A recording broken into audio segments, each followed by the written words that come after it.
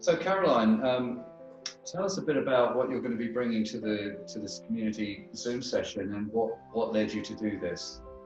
I'm very excited to be part of the Zoom community sessions. What I'm going to be talking about is one of my favourite topics, cooking just for me. 60% of the households in Australia cook for 1 or 2 people, yet the world is focused on big families and large people, which means as small households we end up overcooking if we follow popular recipes, and we often waste. And a lot of the feedback I've heard over the years I've been working in the food area is that people waste food, it costs them a lot, and they want to save and they want inspiration. So what I've put together is a series on how to cook just for you, to your taste, and how to eliminate an awful lot of the waste, which means that you save a lot of money. Where did this passion come from? Because I am a small household and I cook just for me, have done most of my life. And I became a Thermomix consultant, which I love. And what I found was that I was preparing food and learning recipes for large groups because the recipes all cook for 6 and I had to practice them at home. So I would cook risotto to learn to memorize the recipe of risotto to demonstrate, and I'd have risotto for 5 meals and I got very tired of it. And I got to these smaller recipes. And then I discovered the statistic from the ABS that 25% of households in Australia are one-person households. And if you add in 1 and 2 person households, that's nearly 60%. So that's the majority. Yet the world talks about family and largesse and, big and yes, that's beautiful with food, but most nights of the week, 60% of us are cooking just for us. And we don't need a recipe for 6.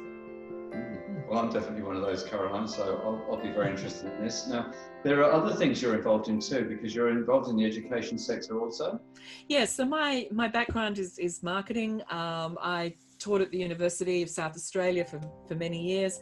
I'm back teaching in entrepreneurship, one of my favourite areas, which kind of reflects the fact that I'm building up a business, my website, the cooking classes that I do, the books that I've written, because I've written a couple of cookbooks on cooking and baking for small households, and I've created a web series on baking for small households, which is the Just For Me Bake Club, which is now on Channel 44 Community TV in Adelaide and Channel 31 in Melbourne.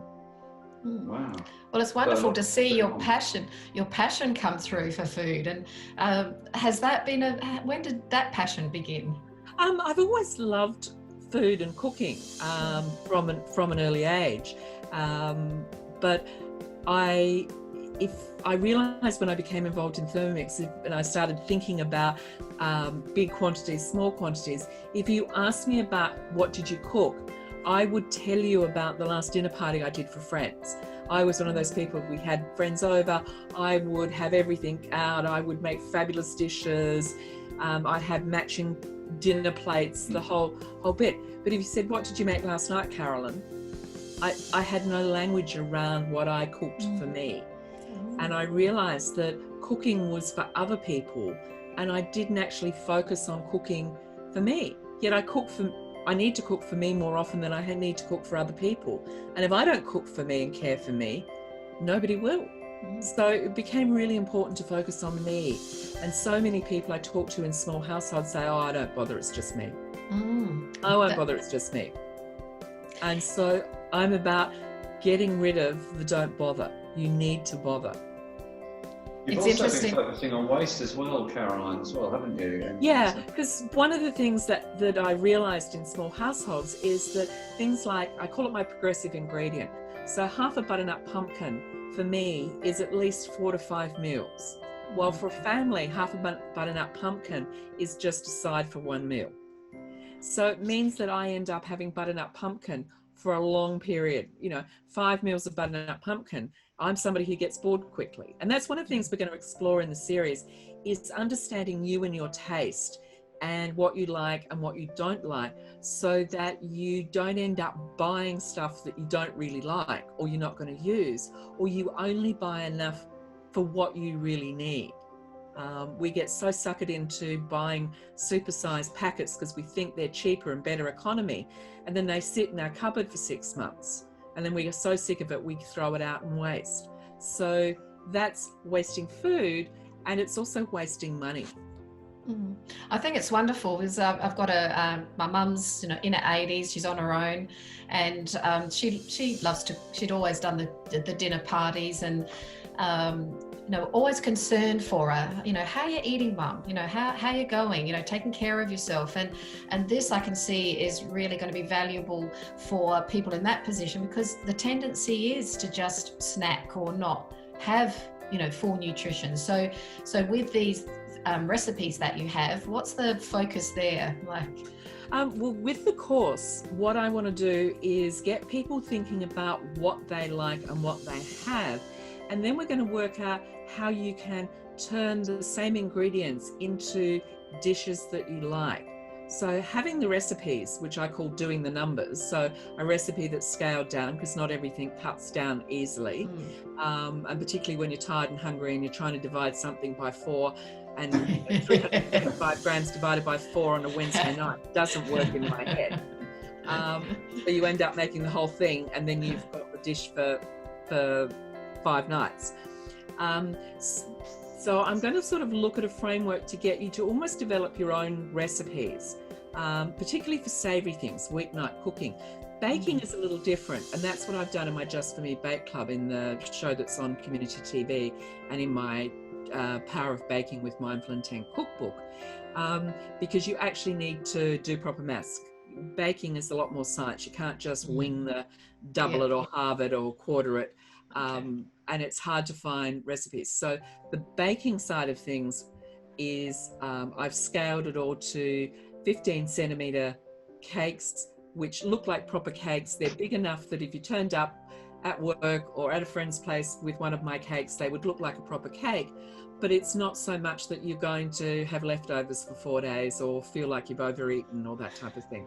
Or you don't have to mess around with half an egg or something. That's right. These are some of the difficulties, aren't they? Yes, half an egg is the challenging thing. So I've worked out all of those. And also things like I baked a cheesecake on the weekend, and you only want, it uses 250 grams of cream cheese, because that's what a packet of cream cheese is. Because there's nothing worse than a recipe that says 200 grams of cream cheese, because then the 50 grams sits in the fridge and I don't get around to using it, and it goes moldy and I waste it.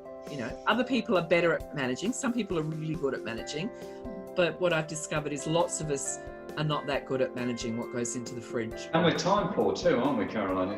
We're also short of time, so it's also what's expedient sometimes. Yeah, and that's another one of my principles is doing recipes that can be made in 30 minutes, because one of the differences with small households is that you don't have somebody else there nagging you. When you've got kids, you have a moral and social obligation to make a meal. Even if you don't feel like cooking dinner, you've got to put something on the table.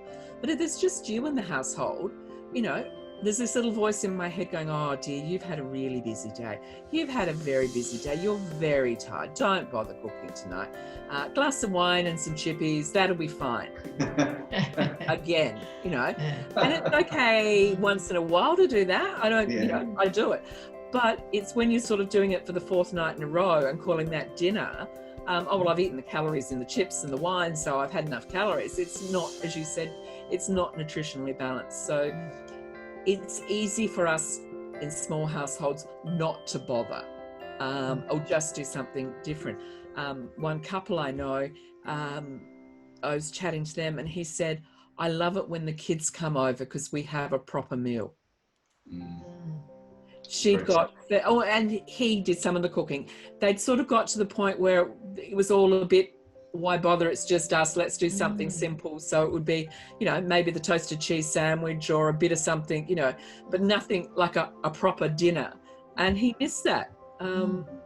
So yeah, there's lots of things we do. So time poor is relevant to small households, but in a slightly different way. So I focus on things that can be done easily and quickly. And I've got lots of tips and tricks about doing stuff so that you can get a meal on the table quickly. So people can just pop into the sessions, because if they begin at the beginning, or they can pop in during at any time, there'll be something for them. There'll be something for them in every session. What I'm planning to do is go through my 12 questions to discover your personal flavour profile, I call it, so to help you understand what you want to do.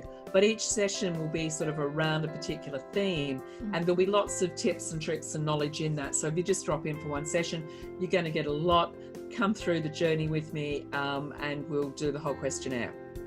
Fabulous.